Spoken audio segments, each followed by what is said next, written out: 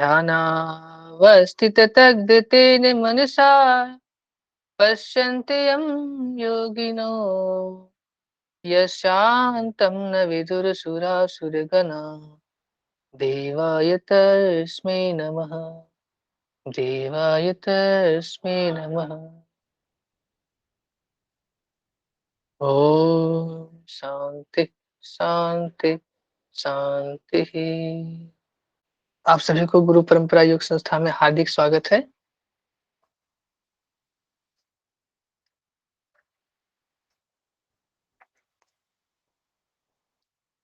तो आज हम पांचवा उपदेश प्रारंभ करेंगे।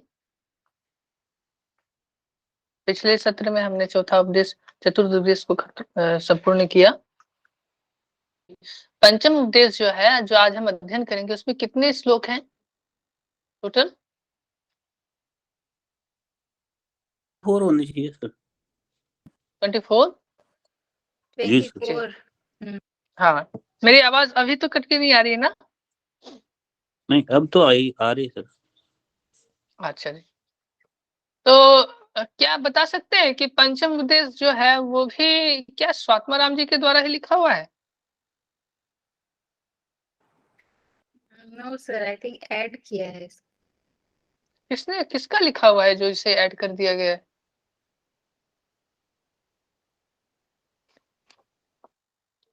कुछ तथ्य के साथ, एविडेंस के साथ अगर बोल सकते हैं तो बहुत बढ़िया रहे। स्वामी स्वात्माराम जी ने लिखा सर, ये तो पांचवा भी तो। और कोई कुछ कहना चाहेंगे?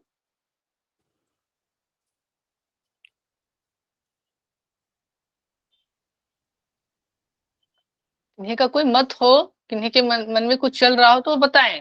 कि खुला आप लोग का ये प्लेटफॉर्म है, हमारा एक अच्छा परिवार है गुरु परंपरा, यहाँ पर हर एक कोई बोल सकते हैं।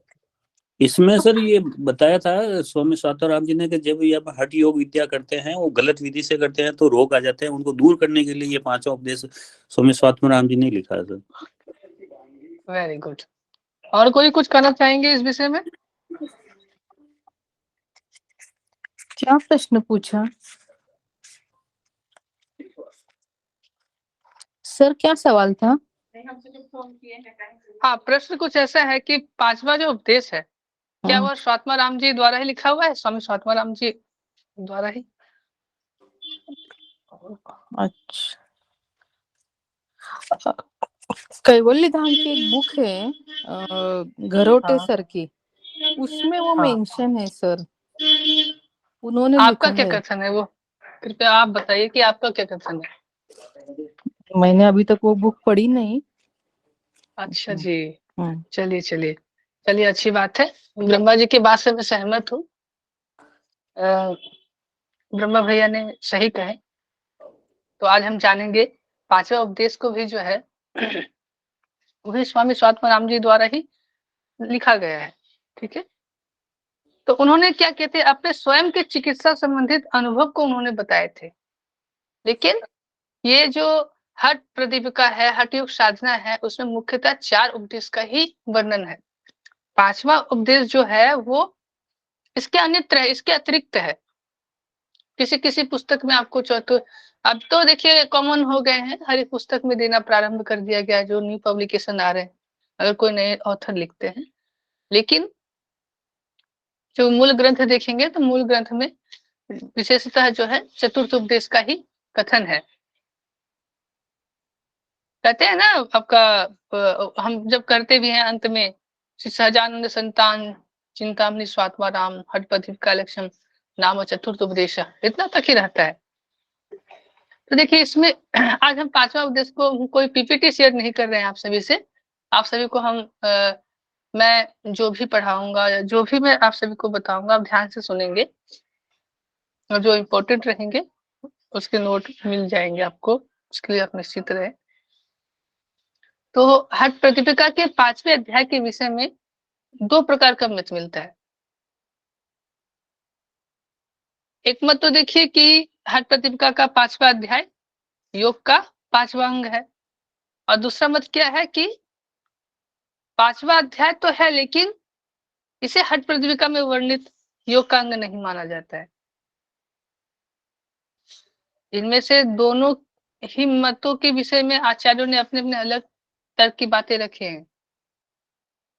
जब हम इस बात का विश्लेषण करते हैं तो हमें इस बात का पता चलता है कि हठ प्रतिविका में वर्णित जो 5वां अध्याय है वह बिल्कुल सही है। इसका वर्णन स्वामी स्वात्माराम जी ने किया है, लेकिन स्वामी स्वात्माराम जी ने इसे योग के 5वें अंग के रूप में नहीं माना है। इसका प्रमाण हठ प्रतिविका का 4था अध्याय ही है, चतुर्थ उपदेशम। चतुर्थ उपदेश के बाद ही जो है कोई दूसरा उपदेश की बात नहीं कहते हैं। ठीक है, तो हठ प्रतिविका के पहले के ही अध्याय में बताया गया है कि हठ योग का अंतिम उद्देश्य राजयोग की प्राप्ति करना है। और स्वामी स्वात्माराम ने योग के अंतिम अंग के रूप में नादानुसंधान को बताया है। हमने तो वही पढ़े ना, नादानुसंधान, राइट। पिछले सत्र में तो हमने वही जाना नादानुसंधान क्या है। नादानुसंधान से किस प्रकार की विभूतियां मिलते हैं, किस प्रकार से हमें समाधि की प्राप्ति होते हैं। तो इसलिए ये जो 5वां अध्याय है ये योग साधना का अंग तो नहीं है, लेकिन स्वामी स्वात्माराम जी ने 5वें अध्याय में अपने स्वयं के चिकित्सा संबंधित अनुभव को बताया है, ताकि जो भी योग साधक योग क्रिया को करते हुए गलती कर देता है तो उसका योग विधि से समाधान हो सके। अतः क्या है कि यह अध्याय चिकित्सा की दृष्टि से बहुत महत्वपूर्ण है, इसलिए यह 5वां अध्याय अवश्य है, लेकिन इसे हठ प्रतिविका के योग अंगों में शामिल नहीं किया जा सकता। यहाँ पर सोमेश सर का पुस्तक में जब पढ़ते हैं तो वहां लिखा हुआ है कि बहुत सारे विद्यार्थियों का यह प्रश्न था कि इस 5वें अध्याय को हम योग का अंग समझे कि केवल अध्याय।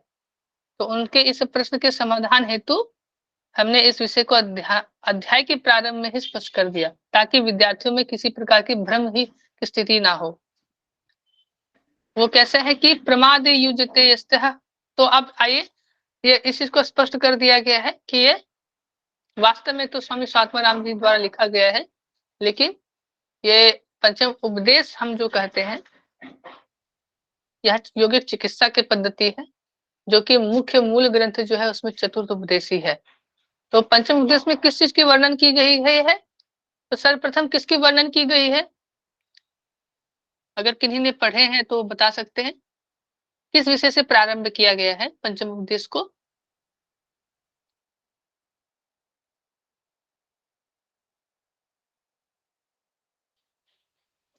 तो सबसे पहले वही था। त्रिदोष के। हाँ, वात पित्त कब रोगों की मतलब रोग उत्पन्न हो जाते हैं तो उनको दूर करने के लिए सबसे पहले। Very good. तो किस प्रकार से हम वात पित्त की उत्पत्ति किस प्रकार से होती है इसके विषय में ही बताते हैं कि प्रमादे युज्यते यस्तु वातादितस्य जायते तद्दोष्य चिकित्सार्थं गतिर्वार्यो निरूप्येत। तो योग साधना में लापरवाही के कारण से क्या क्या होता है कि योग साधना में लापरवाही बरतने वाले साधकों के शरीर में वात, पित्त एवं कफ से संबंधित रोग उत्पन्न होते हैं। तो कितने प्रकार के दोष होते हैं?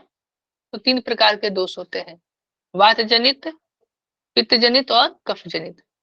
उन सभी रोगों की चिकित्सा हेतु प्राण वायु की गति का स्वरूप क्या होना चाहिए इसका वर्णन किया जा रहा है। इस अध्याय में योग मार्ग में लापरवाही बरतने वाले साधकों के हेतु योगिक चिकित्सा का वर्णन किया गया है। बुद्धिमान योग साधक को ऊपर की ओर उठने वाली प्राण वायु की गति को पूरे प्रयत्न के साथ अच्छे से समझकर उसके संबंधित रोग की चिकित्सा अतिशीघ्र करनी चाहिए। अब क्या कहते हैं कि शरीर में वात, पित्त एवं कफ का स्थान के विषय में बताते हैं। ठीक है, तो वात, पित्त और कफ का स्थान कहाँ है बता सकते हैं? वात का स्थान क्या है? ब्रह्मा जी तो हमारे ब्रह्मा भैया तो विजेता हैं, कल भी उन्होंने सफलता हासिल किए। साथ ही साथ मृदुला जी, संतोष कुमार जी, अरुणा जी, आप चारों को कांग्रेचुलेशन है ना, हार्दिक स्वागत है। आप ना बहुत बहुत बधाई है। आप सभी ने बहुत अच्छा अपना प्रदर्शन किया, अपने अच्छा प्रस्तुति रखे, अच्छे से आपने क्वेश्चन सेशन को निभाया। तो ब्रह्मा भैया तो हर एक प्रश्न का उत्तर देने में मुझे लगता है कि सक्षम है, चाहे वो घेरन संहिता हो चाहे हठप्रदीपिका हो। तो कोई दूसरा बता सकते हैं क्या? वात प्रकोप जो है, सिर्फ ब्रह्मा भैया नहीं, हमारे जैसे बहुत यहाँ पर योग जिज्ञासु हैं, योग महायोद्धा है, जो इनके लिए हठ योग का ग्रंथ भी सहज हो गया है, इतने उन्होंने परिश्रम किए, अध्ययन किए हैं। तो मैं पूछता हूँ किन्हीं से, वही बताएंगे। सुरेश अखानी जी, भ्राता श्री आप बताइए कि lower वात का body, प्रकोप कहाँ? lower part of the body. Very good, very good. Lower part, from where to where? अपने पैर के अंगूठा से नाभि के निचले वाले हिस्सा पैर के अंगूठा से से नाभि के नाभि। निचले वाले। हाँ, Okay, merely you are right. You may say that the palm of our feet to the navel region. Okay, okay. हमारे पैर के जो तलवे है ना, तलवे से हाँ, लेकर हाँ, के नाभि तक। हाँ, हाँ। जी। अच्छा, ज्योति कावटकर जी आप बताइए, पित्त का स्थान कहाँ से कहाँ तक है?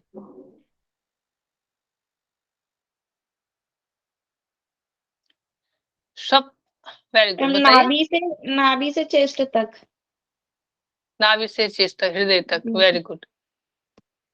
और हमारे स्वप्ननली रानी क्या है वो बताएंगे, स्वप्ननली जी, कि कफ का स्थान कहाँ से कहाँ तक है जी? चेस्ट से लेके ऊपर की बॉडी। चेस्ट से लेकर के ऊपर की बॉडी, कहाँ तक? ऊपर कहाँ तक? लगभग नाक के एरिया तक। इनका कोई संशोधन करें, संशोधन करेंगे हमारे प्रशांत भाई जी, हमारे रेगुलर कैंडिडेट है प्रशांत भाई जी, पूर्ण कीजिए इनको। जी सर तक। कहाँ तक? सर तक। सर तक, मस्तिष्क तक। जी। तो यहाँ पर शरीर के वात पित्त एवं कफ के स्थान के विषय में श्लोक में वर्णन किए हैं कि तल पादनाभिदेशे वात स्थान मुदीरितम अनाभिर्हृदय यावत् पित्त कोष्ठम प्रकीर्तिकम हृदय सादूर्ध्वकायस्तु श्लेषम धातु रिहोच्यते इति तत्राणम धातूनाम स्वम संस्थान मुदीरितम। अर्थात पैर के तलवे से लेकर नाभि प्रदेश तक वायु का वायु का, और नाभि प्रदेश से हृदय प्रदेश तक पित्त का, और हृदय प्रदेश से लेकर कर ऊपर तक अर्थात मस्तिष्क तक कफ का स्थान होता है। इस प्रकार ऊपर वर्णित स्थितियों के अनुसार हमारे शरीर में धातुओं के स्थान बताए गए हैं, वात पित्त और कफ के स्थान बताए गए हैं। अब क्या है कि हमारे शरीर के मुख्य रूप से 3 दोष होते हैं, जिनको क्रमशः वात पित्त और कफ कहते हैं। जब तक हमारे शरीर में ये दोष सम अवस्था में रहते हैं, तब तक हमें किसी प्रकार का कोई रोग नहीं होता। लेकिन जैसे ही इनमें से कोई भी दोष असंतुलित होता है, वैसे ही हमें उस दोष से संबंधित कोई ना कोई रोग होना प्रारंभ हो जाता है। अतः सभी रोगों से बचने के लिए हमें तीनों दोषों के सम अवस्था में रखना अति आवश्यक है। तो योग साधना में लापरवाही से कई बार हमारी प्राण वायु को गलत दिशा में प्रवाहित होने से उस वायु को सही दिशा नहीं मिल पाती, जिससे वह एक ही जगह पर अपना स्थान बना लेती है और गांठ कर रूप धारण कर लेती है। अब ये वायु विषय के रोग के बारे में बता रहे हैं, वायु के प्रकोप के बारे में। और इस स्थिति में वह वायु हमारे शरीर में अनेक प्रकार के रोग को उत्पन्न करते हैं।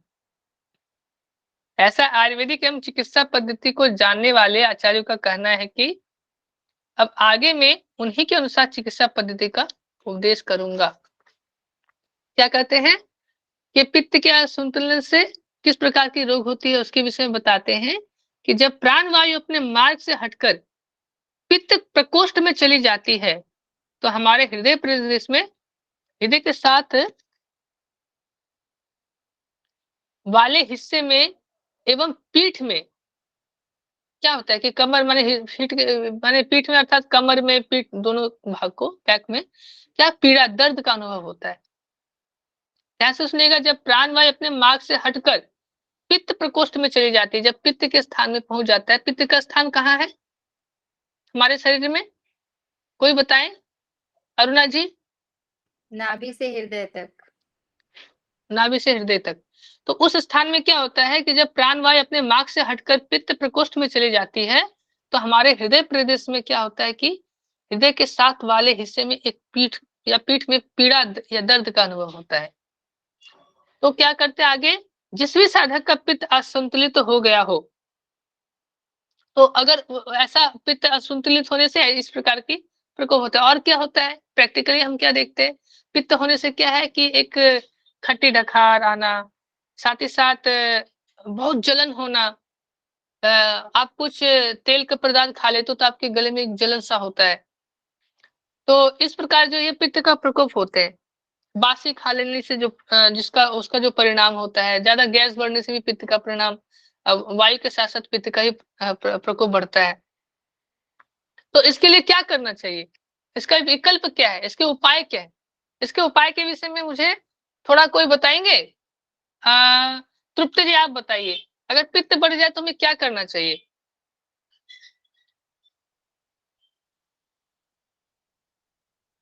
हमारे तृप्ति जी कहाँ हैं? तृप्ति भास्कर जी प्लीज।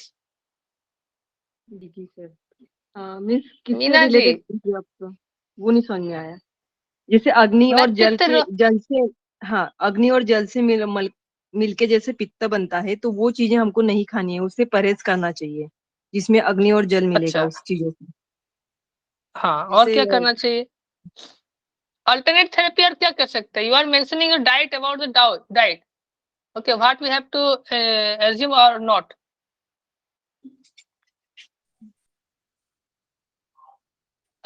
मिस्टर क्या है, हम मीना मिस्त्री जी आप बताइए। जी वमन करना चाहिए। वमन करना चाहिए, अच्छा अच्छा। ब्रह्मा भैया आप बताइए। इसके लिए क्या है कि जैसे गर्म पानी से स्नान करते हैं सर, और वेरी गुड, बॉडी मसाज लेते हैं सर इसमें, बहुत बढ़िया बहुत बढ़िया। और अपने को जो इजी वे में डाइजेस्ट जो खाना होता है वो लेते हैं फिर। एकदम, है ना, जी। सुस्निग्ध सुस्निग्ध मधुराहार कहते हैं ना, तो उसी प्रकार मान स्निग्ध घी से चिकना पदार्थ या खीर जैसे पदार्थ का सेवन करते हैं। तो जब क्या होते हैं, फिर से ध्यान सुनिए, जब पित्त के असंतुलन होने से क्या होता है कि हृदय प्रदेश में उसके साथ के हिस्से में दर्द होता है, जलन होता है, पीठ में भी दर्द होता है, कमर में भी दर्द होता है। तो ऐसे में क्या करना चाहिए कि हमें तो तेल की मालिश करनी चाहिए। पीठ में दर्द होगा, कमर में दर्द होगा, तो आप क्या करेंगे, वमन करेंगे? वमन तो नहीं कर सकते हम उस वक्त, है ना। हमें क्या करना चाहिए कि उसके लिए हमें गर्म पानी से स्नान करना चाहिए। साथ ही साथ जैसे तृप्ति जी ने बताया कि जो अग्नि और जल के प्रकोप से जो उस प्रकार से रोग होते हैं उसको वर्जित करना चाहिए। लेकिन यहाँ पर क्या है कि जैसे कि हाँ वास्तव में कि घी एवं खीर से पदार्थ का सेवन करें, ठीक है, उससे भी क्या है कि उसका प्रकोप मंद होता है। तो तेल मालिश करना चाहिए, गर्म पानी से स्नान करना चाहिए और घी एवं खीर जैसे पदार्थों का सेवन करना चाहिए। सघृतम पायसम भुक्त्वा तेलभंग्यम तदा पथ्यम स्नानम चोष्णेन वारिणाम। क्या करना, तेलम भंग्यम माने कि तेल का मालिश करे, और क्या करे, स्नानम चोष्णेन वारिणाम माने क्या, गर्म उष्ण उष्ण जल से स्नान करे। सघृतम पायसम भुक्त्वा, किस प्रकार का भुक्त्वा, किस प्रकार से भोग करना है, कैसे पायस का भोग करना है? पायस का अर्थ होता है खीर, बंगाली में तो खीर को पायस ही कहते हैं।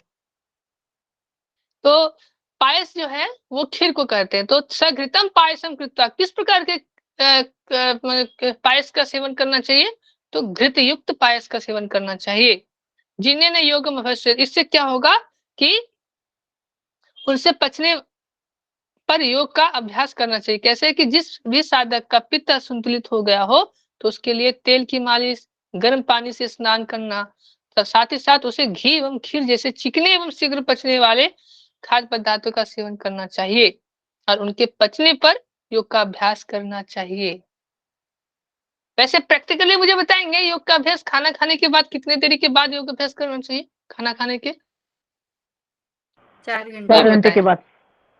4 4 घंटा, घंटे के वेरी बाद। गुड। अब पानी कितनी देरी बाद पीना चाहिए, प्रैक्टिकल बात बताएं। 1.5 घंटे के बाद 1-1.5 1 के घंटे एप्रोप्रिएट टाइम, जो हम पढ़ते हैं, जिससे रिसर्च पेपर को पढ़ते हैं तो पता चलता है।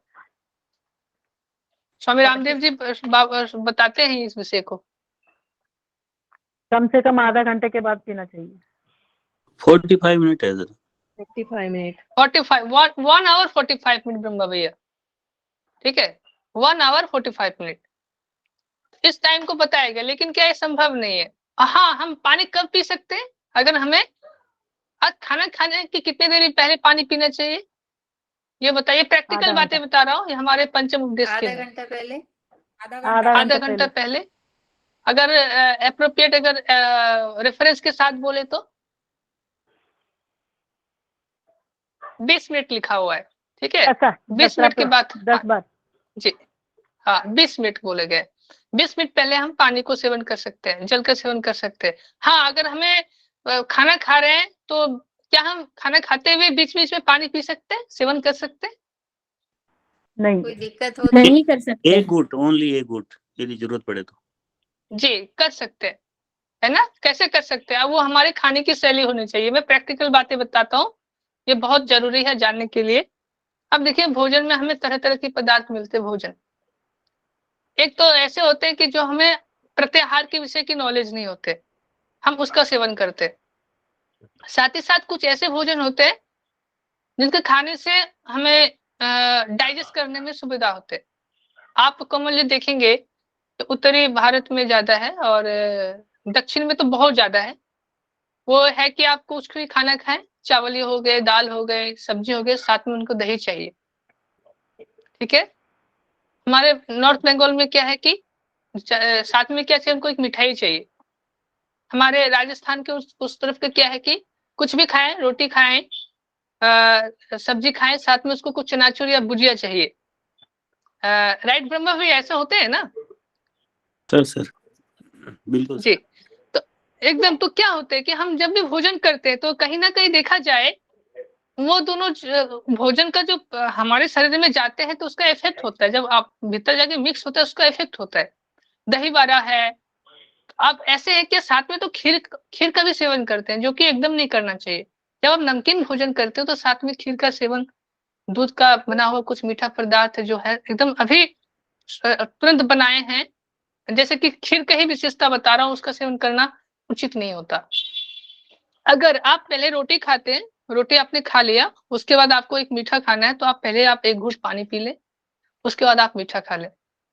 फिर उसके बाद 1 घूँट आप पानी पी लीजिए, उसके बाद आपको दही का सेवन करना है, तो आप दही का सेवन कर लीजिए।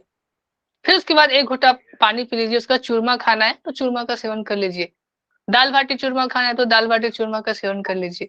फिर आप 1 घूँट पानी पी लीजिए, उसके बाद आपको चावल खाना है, तो आप चावल पी लीजिए। उससे क्या होगा कि जो पानी का जो स्तर है ना, वो पानी क्या करेगा, बीच में गैपनेस लाएँगे और साथ ही साथ क्या करेगा, वो डाइजेस्ट करने में फूड को एक लेवल को बैलेंस को बना के रखेंगे। तो ये खाने का पद्धति होता है।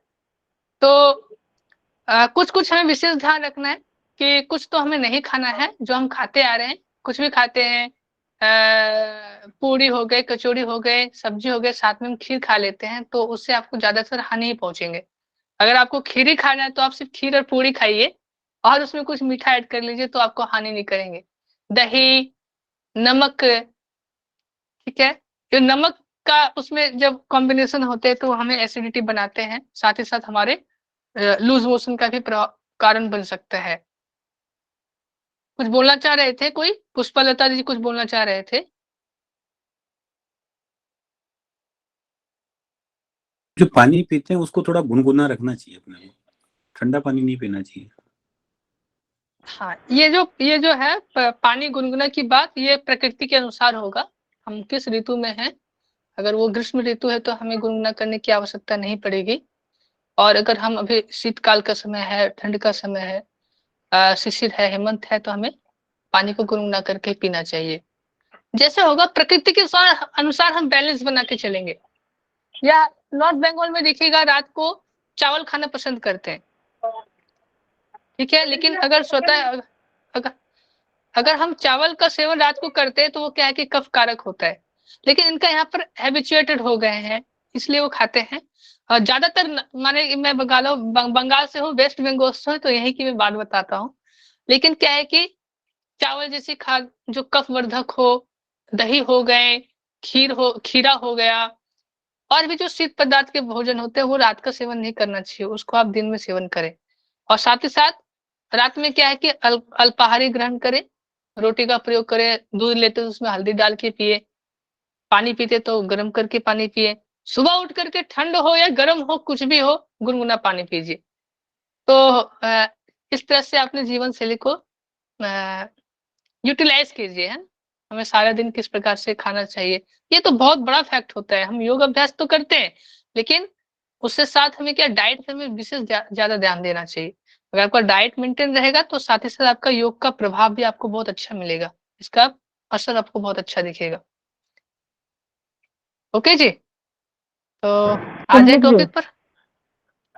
कुंडलिक जी, एक एक कुंडली जी बार तो नहीं है जी। पहले स्वीट से पहले एक एक बार पहले स्वीट से खाना स्टार्ट करना चाहिए बोलते हैं एक एक तरफ, और एक एक हाँ, तरफ लास्ट में पूरा खाना होने के बाद स्वीट खाते हैं, वो क्या राइट रीजन राइट। है? ये देखिए, ये एक्चुअली ना ये अपने अपने प्रांत का एक अहम हिस्सा है। वो किस प्रकार से स्वीट का सेवन अगर प्रथम भी खा लिया जाए, स्वीट क्या होता है कि भोजन को पचाने में सहायता करता है। और मैं तो यही मानता हूँ कि अगर मीठा खाना ही हो तो उसे पहले ही खाएं। लेकिन हमारे इधर का क्या अच्छा, है, प्रथा कुछ ऐसा है, बंगाल में कुछ ऐसा है कि वो मीठा लास्ट में खाते हैं। और हम लोग में ज्यादातर व्यक्ति के मीठा का सेवन लास्ट में करते हैं, लेकिन उससे ज्यादा डाइजेस्टेबल जो डाइजेस्टेबल और सेहत के लिए अच्छा है, आप मीठा का सेवन पहले करें। मीठा खा लेने के बाद आप पानी पी लीजिए। आप अगर खीर भी खाते हैं उसके साथ पहले खीर का सेवन करके थोड़ा पानी पी लीजिए। उसके बाद अगर नमकीन भी खाते हैं तो उतना हानिकारक नहीं है जितना नमकीन खाने के बाद अगर आप खीर खाते हो। तो ये प्रभाव है, ये आपका माने रेफरेंस के साथ मैं बात बता रहा हूँ, और साथ ही साथ इसका इफेक्ट देख सकते हैं आप। हमारे कर्नाटक में तो पहले खाते हैं, नहीं तो तीखा रोटी खाने के बाद स्वीट खा के फिर राइस खाते हैं। अच्छा, चलिए अच्छा है। और अब तो और एक बार हाँ, और एक बार बताते हैं कि स्वीट देखते हमको लावा जो जीभ में छुटता है ना, वो ज्यादा होता है कहते हैं, इसलिए पहला खाना चाहिए बोल के बोलते हैं। क्या तो कहते हैं, सही है? फिर से बताइएगा पुष्पलता जी। स्वीट खा देखे तो हमको कैसा अपना लावा ज्यादा ज्यादा खाने का इच्छा होता है, अपना जीभ में अच्छा थोड़ा अच्छा, पानी जैसा महसूस होता है ना, इसलिए हाँ वो जी हाँ। लावा का है, रस का ग्रंथि जो है ना उत्तेजित होता है, इसलिए पहला स्वीट खाना बोलते हैं। ये सही है क्या? मे भी ऐसा भी हो सकता है, ठीक है, मे भी ऐसा हो सकता है, मैं इस विषय में कुछ बोल नहीं सकता। लेकिन मुख्य रीजन ये है कि वो डाइजेशन के लिए बहुत परफेक्ट है, ठीक है। स्वीट का सेवन करने से क्या है कि हमारे जठराग्नि तीव्र होते हैं, उसके बाद अगर हम भोजन करें तो उसका हजम भी बहुत अच्छा से होता है, ठीक है जी। और हाँ लास्ट में बनाना खाते हाँ, हैं, एक कंपल्सरी हमारा हर घर में एक बनाना खाते का खाना खाने के बाद, बहुत दोपहर में, बढ़िया रात में बहुत नहीं। बढ़िया है। ये रात भी में नहीं अच्छा है, है, दोपहर में दोपहर खाते में। हैं। हाँ, फ्रूट्स का सेवन भी बहुत बढ़िया है, इसकी हम चर्चा करेंगे। मैं कोशिश करूंगा ये ठीक है। अध्याय कंप्लीट हो जाए, तो साथ ही साथ हमें यौगिक डाइट कैसे लेने चाहिए प्रैक्टिकल वेज में। स्वामी स्वात्माराम जी के दिया हुआ हठ प्रदीपिका में वर्णित है, बहुत काम आने वाले हैं। हम इसको समझेंगे कि आहार किस तरह से सेवन करें, कौन से कैसे क्या इफेक्ट होते हैं, कौन सा दोष का प्रकोप किस प्रकार से संबंध होता है, हम उस चीज को पढ़ रहे हैं। तो इसको पढ़ते पढ़ते साथ ही साथ मैं आपको डाइट के विषय में बताऊंगा, हमें यौगिक डाइट कैसे लेनी चाहिए। बहुत जरूरी है, जो योगा प्रैक्टिशनर है, जो योगा इंस्ट्रक्टर है, जो योग सिखाते हैं, वो अपने कैंडिडेट को कैसे ट्रीट करेंगे। कोई ओबेसिटी के पेशेंट है, उनका हाई बहुत ज्यादा वेट है, कोई ब्लड प्रेशर के पेशेंट है, तो आप उनको कैसे कंट्रोल करोगे। योग तो वो सारा दिन करते नहीं है, योग तो आपके सुबह प्रातःकालीन आपके पास 45 मिनट या 1 घंटा करेंगे, तो सारा दिन उनको क्या करना है, सारा दिन वो कितने टाइम भोजन लेते हैं, कितने घर में काम करते हैं, बहुत जरूरी है ये सब जानना। तो मैं इस चीज को विषय में कोशिश, मैं ये सत्र ये हो जाए इसके साथ साथ मैं आपको बताऊंगा। तो मैं टॉपिक पे आ जाऊं जी, ग्रंथ पे आ जाऊं हठ प्रदीपिका में। Continue sir. जी देखिए, आगे बताते हैं कि शरीर के जिस भी हिस्से में वायु के रुकने के कारण पीड़ा या दर्द हो रही हो, उसी स्थान पर स्थित प्राणवायु का मन द्वारा चिंतन करना चाहिए। अपने चित्त को दर्द वाले स्थान पर एकाग्र करते हुए पहले वायु को फेफड़ों से भरे, इसके बाद अपने सामर्थ्य के अनुसार उस प्राण वायु को बाहर निकाल दे। इस प्रकार से पद्धति बता रहे हैं स्वामी स्वात्मानंद जी। क्या बता रहे हैं कि जिस भी हिस्से में शरीर में दर्द हो, पीड़ा हो, तो उसमें क्या करने की ध्यान को वहीं केंद्रित करना चाहिए। पहले क्या करें, प्राणवायु को मन पर ध्यान चिंतन करना चाहिए। अपने चित्त को दर्द वाले स्थान पर एकाग्र करते हुए पहले वायु को फेफड़ों में भरे, इसके बाद अपने सामर्थ्य के अनुसार उस प्राणवायु को बाहर निकाल दे। अब कहते हैं कि जिस प्रकार नहाते हुए गलती से कान में पानी चले जाने पर उसे निकालने के लिए हम उसी कान में थोड़ा पानी और डाल लेते हैं। ऐसे करते हैं क्या कोई? जिससे पहले गलती से गया हुआ पानी भी इस पानी के साथ वापस आ जाए, ऐसे किन्हीं ने किया है?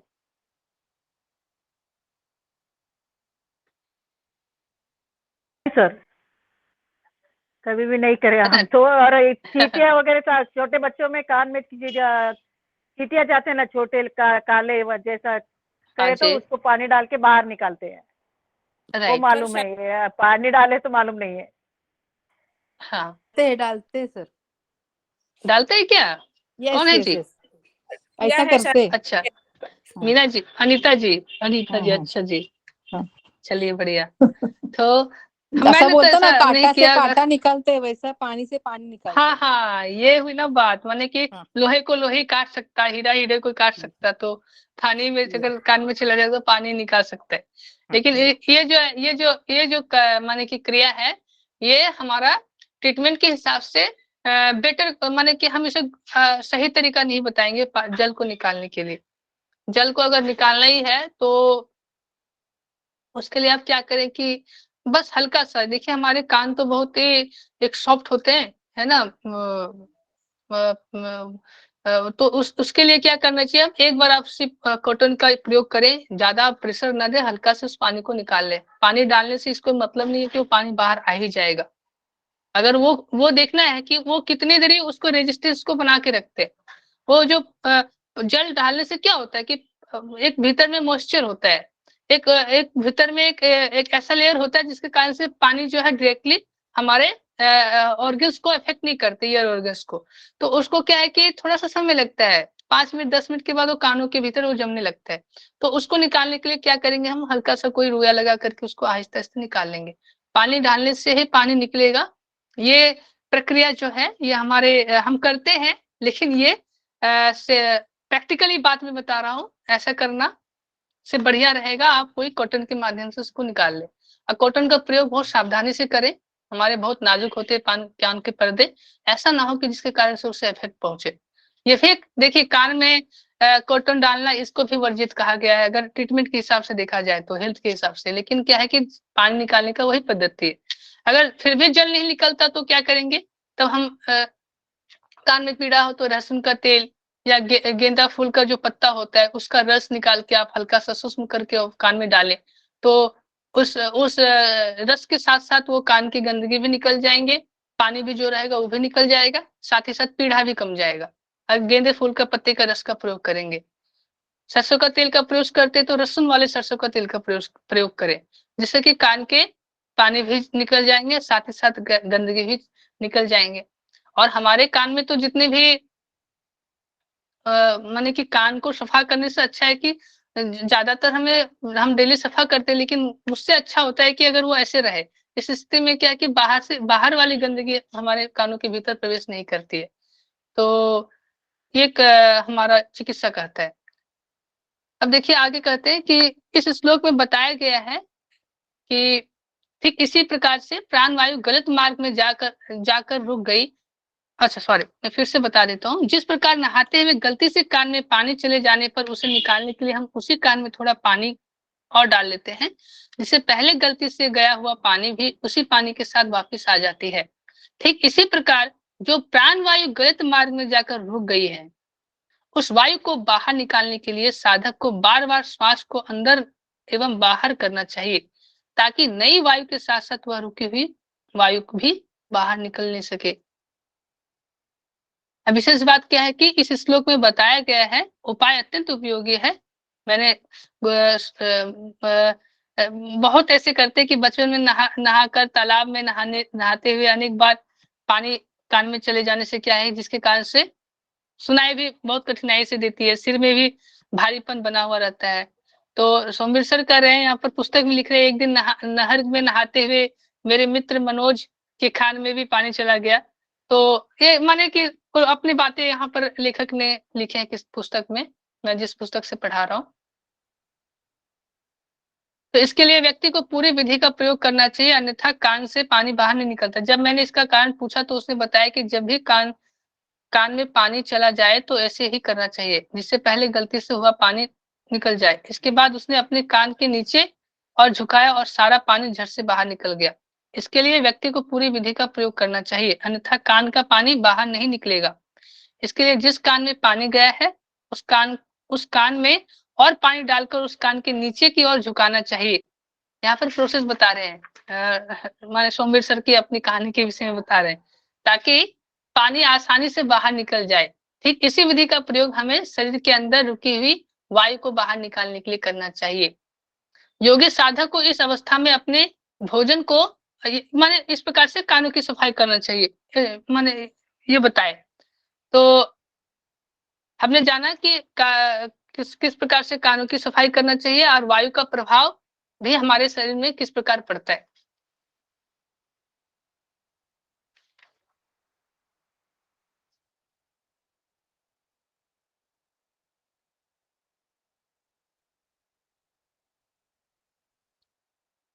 तो किस प्रकार वायु से तुलना किया गया कि वायु को जब प्राण वायु गलत मार्ग पे जाकर रुक गई हो, यानी कि कहीं पर अगर एसिड के स्थान पे, अगर पित्त के स्थान पे कहीं रुक गया हो, तो उस वायु को बाहर निकालने के लिए साधक को बार बार श्वास को अंदर एवं बाहर करना चाहिए। तो कौन सा ऐसा प्राणायाम है जो हम कर सकते हैं ऐसी प्रक्रिया जिससे कि हमारा पित्त का प्रकोप भस्त्रिका। भस्त्रिका। वेरी गुड, है ना, क्योंकि भस्त्रिका में हमें सांस को निकालना पड़ता है, छोड़ना पड़ता है, तो जिससे कि हमारे इसका प्रकोप जो है कमता है। तो योगी साधक को अब देखिए आगे क्या बताते हैं कि कफ से उत्पन्न रोग का उसका कारण क्या है, वो भी हम जानेंगे इसके बाद। तो योगी साधक को इस अवस्था में अपने भोजन को स्निग्ध अर्थात दूध से बने चिकने पदार्थों का ही प्रयोग करना चाहिए। इस प्रकार का आहार ग्रहण करने से साधक के सभी वात और पित्त से संबंधित रोग दूर हो जाते हैं। ठीक है जी। अब कफ के उत्पन्न रोग एवं उसका समाधान के विषय में बताते हैं। यह हमने पित्त के विषय में जाना, अब कफ के विषय में जानते हैं। अच्छा, मुझे बता सकते हैं, मैं जिनसे पूछूंगा वही बताएंगे। गायत्री सिंधु जी, आप बताइए कि हमारे शरीर में कितने प्रकार के कफ दोष होते हैं, कितने प्रकार के होते हैं? गायत्री सिंधु जी।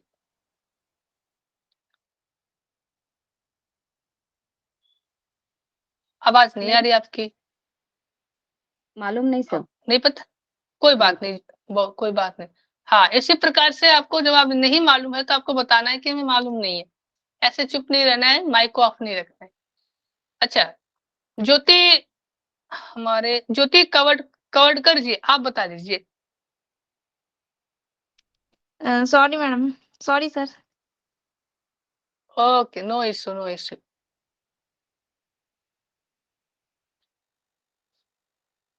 राकेश साइनी जी, क्या बता सकते हैं जी हमारे शरीर में कितने प्रकार के कफ दोष होते हैं? कफ दोष कितने प्रकार से होते हैं? हाँ सर, ऐसे संख्या तो मुझे पता नहीं है, लेकिन ऐसे आयुर्वेद का एक सेशन सुना था, उसमें होता है कि ये सबका भी प्रकार होता है, वात का भी प्रकार होता है, जैसे तक कफ का भी प्रकार रहता है। हाँ हाँ हाँ जी, होता है ना जी। होता है। कोई बात नहीं जी, कोई बात नहीं। अच्छा, सपना नले जी, आप बता सकते हैं क्या?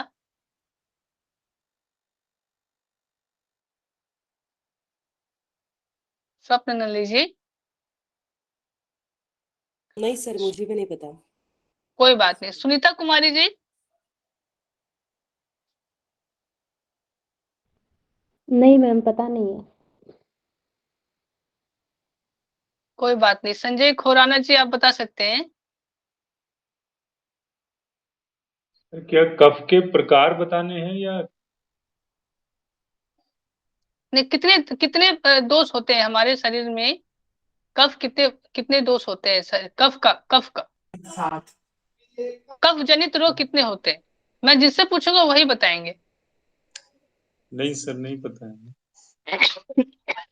कोई बात नहीं जी, मैं पार्टिकुलरली उन्हीं से पूछा हूँ, उनसे ही मैं ज्यादातर पूछा हूँ जो नए हैं, जो उन्होंने नए सत्र को ज्वाइन किए हैं, और साथ ही साथ जो इरेगुलर है। माफी चाहूंगा, इसमें से कुछ ऐसे हैं वो आते कभी नहीं आते, इसलिए उनसे मैं पूछा हूँ। और बाद बाकी जो नए हैं तो उनको कोई बात नहीं, उनको जानना की बहुत जरूरी है। और जो माने कि चीज को जानते हैं, एक्सपीरियंस उन्होंने हैंडरेज भी किया, हमारे ब्रह्मा भैया ने, साथ ही साथ निष्ठा जी ने। ऐसे हैंडरेज तो सभी कर देंगे क्योंकि बहुत ऐसे हैं। अरुणा जी भी देखो हैंडरेज कर दिए। अच्छा अरुणा जी आप बता दीजिए फिर, कितने होते हैं कफ 20 प्रकार दोष? के। कितने होते हैं? 20 20 प्रकार के। पूनम जी वात कितने होते हैं? सर वात पूछ रहे हैं? हाँ वात पूछ रहा हूँ आपसे। वात अनीता जी बता दीजिए।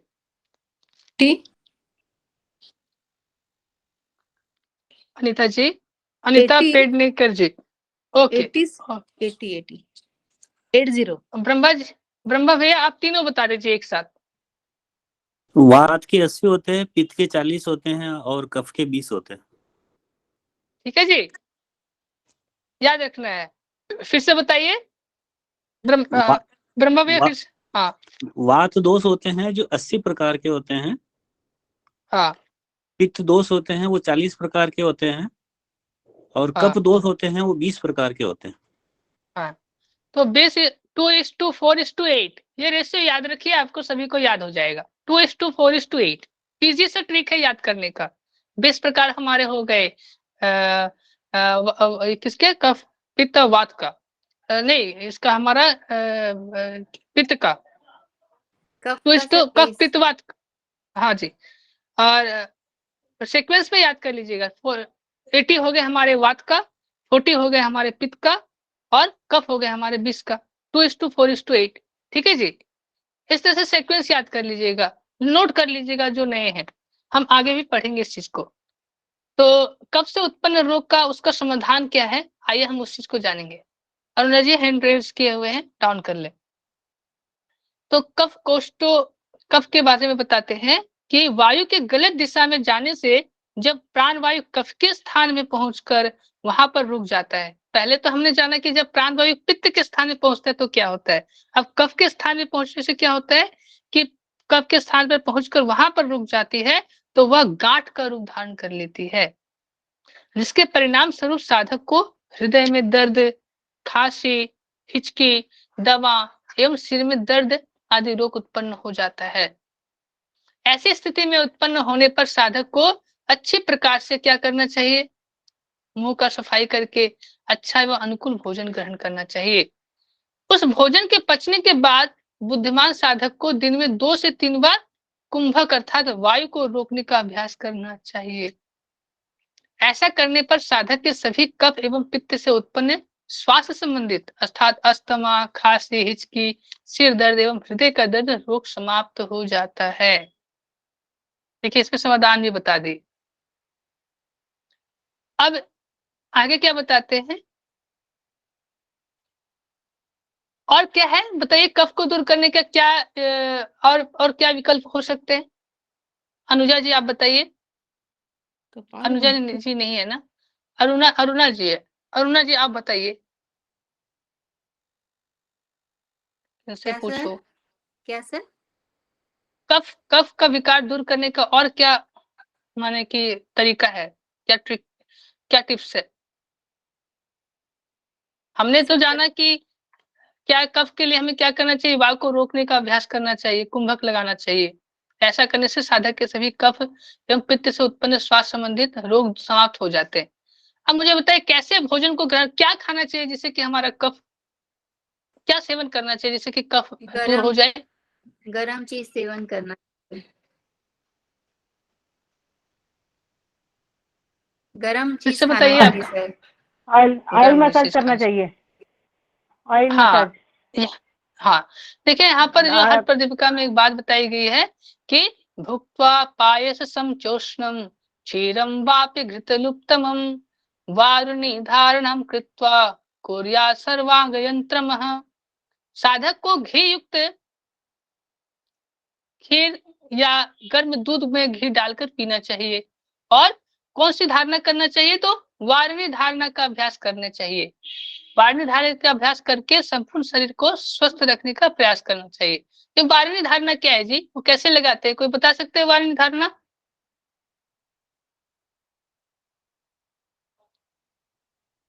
वारुणी धारणा क्या होता है, बता सकते हैं कोई? तो स्वादिष्टान चक्र पे ध्यान लगाना होता है। स्वादिष्टान चक्र पे ध्यान लगाना होता है। और कोई कुछ ऐड करना चाहेंगे? सर वारुणी अर्थात जल तत्व, और जल तत्व मतलब स्वादिष्ठान चक्र पर ध्यान लगाना चाहिए। वेरी गुड, बहुत बढ़िया। तो वारुणी धारणा करना चाहिए अर्थात जल तत्व के स्थान अर्थात स्वादिष्टान चक्र पर चित्त को एकाग्र करना चाहिए। निष्ठा जी ने बहुत अच्छे से बात को बताई। और अभ्यास करके संपूर्ण शरीर को स्वस्थ रखने का प्रयास करना चाहिए। देखिए, ऊपर वर्णित विधि का अभ्यास करने से साधक के सभी किस प्रकार के रोग समाप्त होते हैं? कुष्ठ आदि रोग समाप्त हो जाते हैं।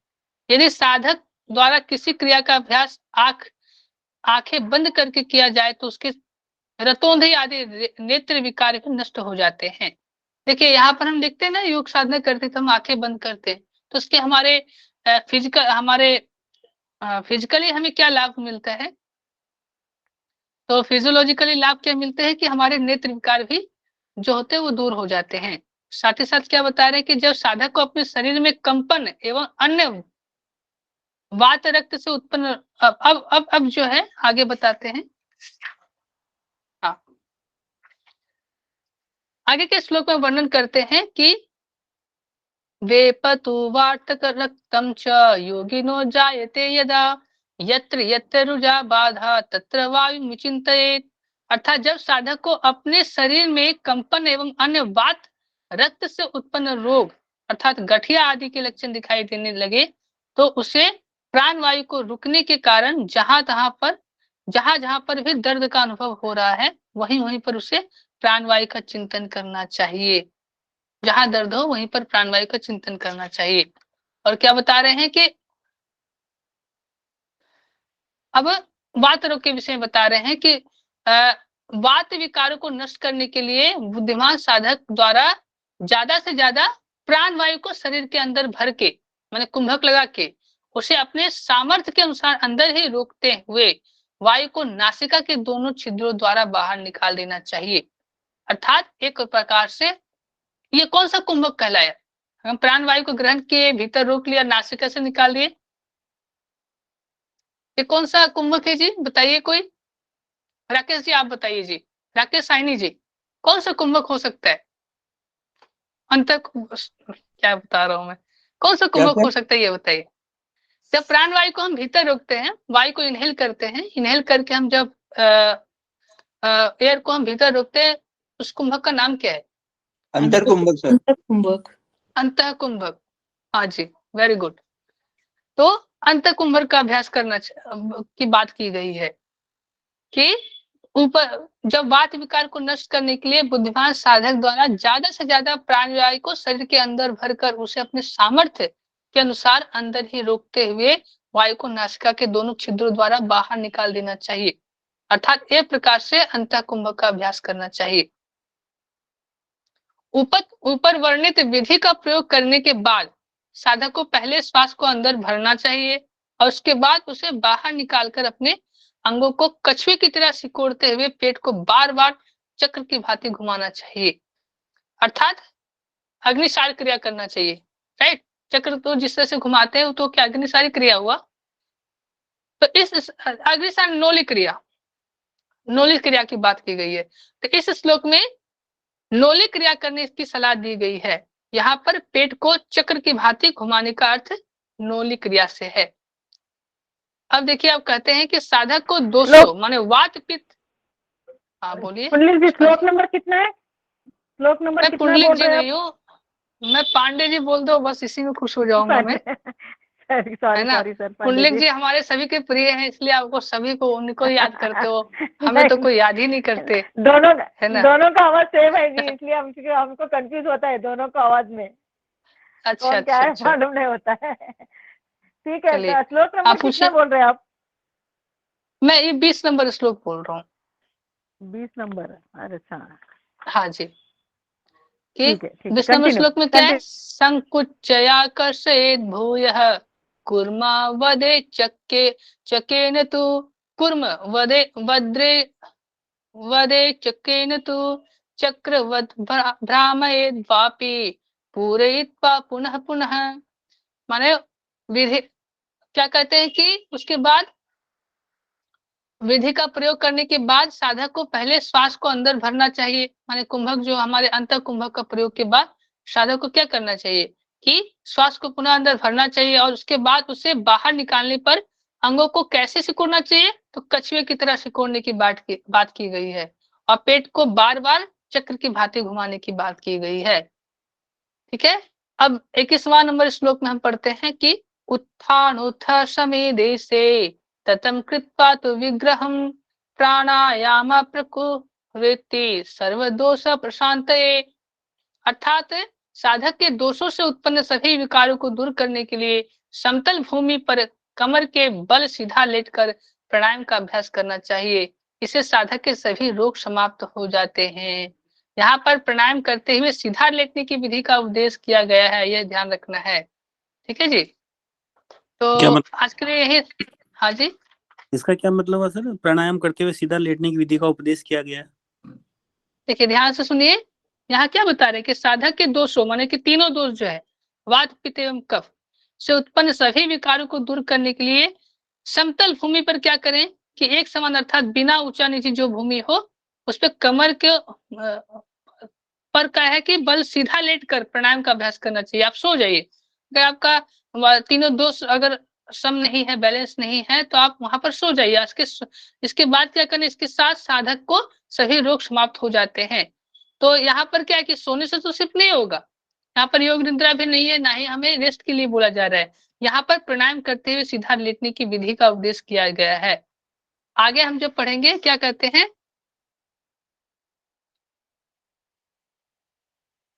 माने इस प्रकार से लेटने की बात की गई है। अगर आपका तीनों दोष अगर डिसबैलेंस है तो आप इस प्रकार से लेट जाए, और प्राणायाम की बात की गई है। तो हमें खाना खाने के बाद कौन से प्राणायाम कर सकते हैं, कोई बता सकते हैं? भोजन ग्रहण करने प्राणायाम की बात कर, वज्रासन, आसन की बात नहीं। उज्जयी कर उज्जय सकते हैं, भ्रामरी कर सकते हैं। तो हम सोते हुए भ्रामरी उज्जय कर सकते हैं? नहीं सर, सोते हुए कर सकते हैं उज्जयी।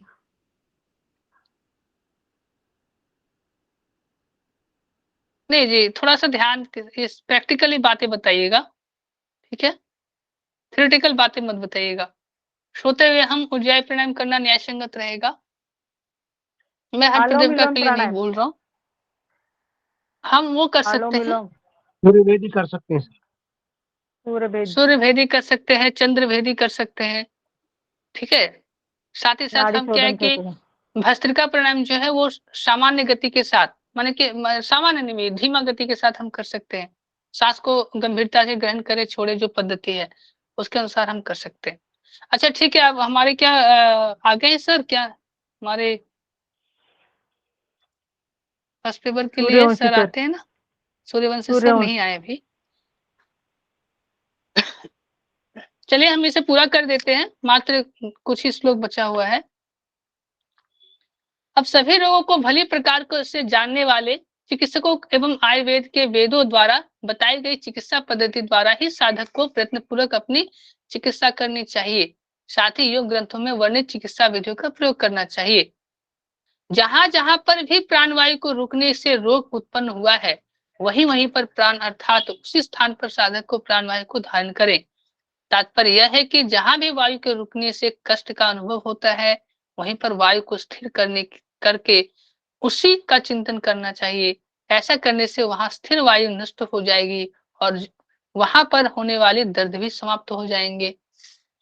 हठ प्रदीपिका में इस अंतिम श्लोक में स्वामी स्वात्माराम ने अंतिम श्लोक यही है कि भीति बाधांतरायेषु समुत्पन्नेषु योगवेत् यथा शक्ति प्रयत्नेन योगाभ्यासं विवर्धयेत्। अर्थात अंतिम श्लोक में क्या कहते हैं कि योग साधना के नियमित अभ्यास पर बल देते हुए कहा है कि योग साधना को जानने वाले साधक को सभी प्रकार के भय, बाधाओं और अन्य प्रकार के विघ्नों के उत्पन्न होने पर भी प्रयत्न पूर्वक अपने सामर्थ्य के अनुसार योग साधना का अभ्यास करना चाहिए। इस श्लोक में स्वामी स्वात्माराम ने योग साधना के प्रत्येक अवस्था को निरंतरता के साथ करने की बात कही है। रोग अथवा अन्य बाधा उत्पन्न होने पर भी आपने सामर्थ्य के अनुसार योग अभ्यास करना चाहिए, फिर भले ही वह आपका अभ्यास थोड़ा मात्रा में ही क्यों न जाए, लेकिन करना अवश्य चाहिए। इस श्लोक में सभी योग साधकों, विद्यार्थियों, व्यवसायी, राजनेताओं, किसानों, लेखकों एवं अन्य को सभी प्रेरणा लेना चाहिए कि और बिना रुके, बिना थके, पूरी ईमानदारी के साथ, दिलचस्पी के साथ, मनोभाव एवं सावधानी के साथ अपना अपना कार्य करना चाहिए। यह श्लोक हमें कर्मयोग की प्रेरणा। इस प्रकार से हमारा जो है पंचम उपदेश संपूर्ण हुआ। ठीक है जी, आप सभी को बहुत बहुत धन्यवाद। आज हमारा हठ प्रदीपिका संपूर्ण हुआ। तो अंतिम श्लोक के साथ मैं दो वाणी जरूर बोलना चाहूंगा।